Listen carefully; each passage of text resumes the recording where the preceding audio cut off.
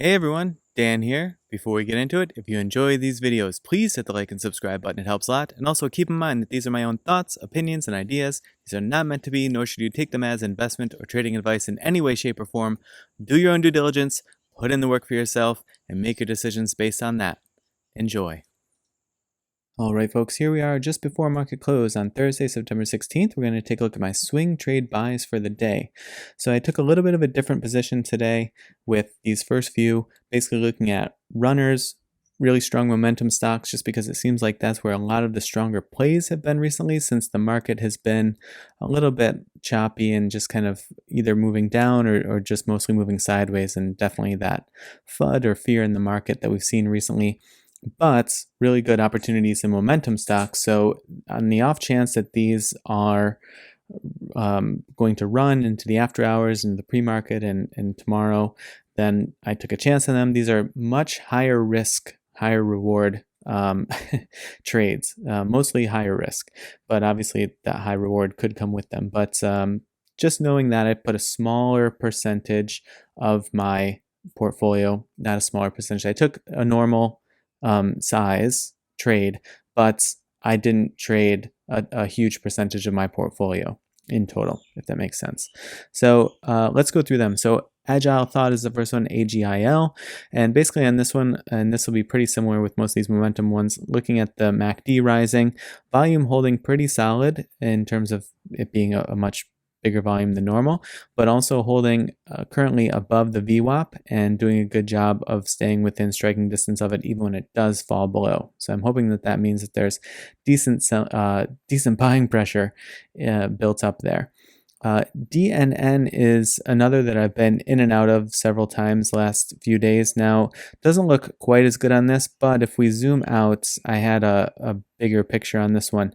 This upper green bound here, I was looking for if it could break that, and especially if it could get support over that 180.05, which you see it tested, that it could really have the opportunity to break out. Now volume is staying very strong, and it's doing a good job of trying to stay on top of that green upper limits, and so I'm hoping that it can just have some increased volume on the buy side and help strengthen that position, get that one, just say $1.81 support, and then sort of be off to the races. So that's kind of what I'm looking for there.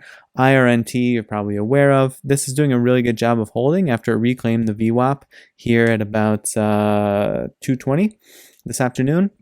Retested it, bounced off, and volume still looking strong. MACD looks like it's willing to continue after that slight head fake, but we'll see. That is one that I had maybe put on my watch list or something, but I had put this play in, maybe I had tweeted it out, where this wedge was forming, and you did see it had the perfect jump out of the wedge. This is exactly what I look for when I draw these things in. A really strong move out of it.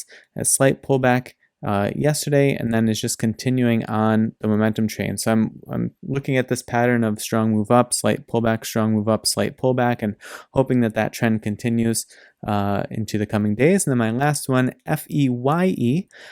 This one, there's obviously this big gap right here. So I'm looking at that. And then also this is kind of forming this wedge type of formation as well. On the MA side of things, it has 20 MA support, so that could be a clear stop loss for me if I wanted to take it there. The other thing with FEYE, why I had added it to my watch list previously, was because of these buys. There's about 2.28 million buys from insiders the last 3 months, and then the last month 1.66 million.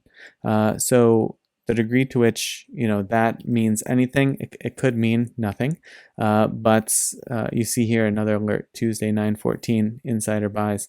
Yeah, and here on the 14th of September as well. So I don't even know if those are counted in these counts yet, but that to me looks like maybe there's news coming. Who knows? It could be nothing. It could just be optics, but I wanted to jump in and try my hand and see if there's any way that we can at least come up and kind of fill this gap and get a few percentage win on this. But you never know, could bring it up and fill something more like this and get it back into the 20s.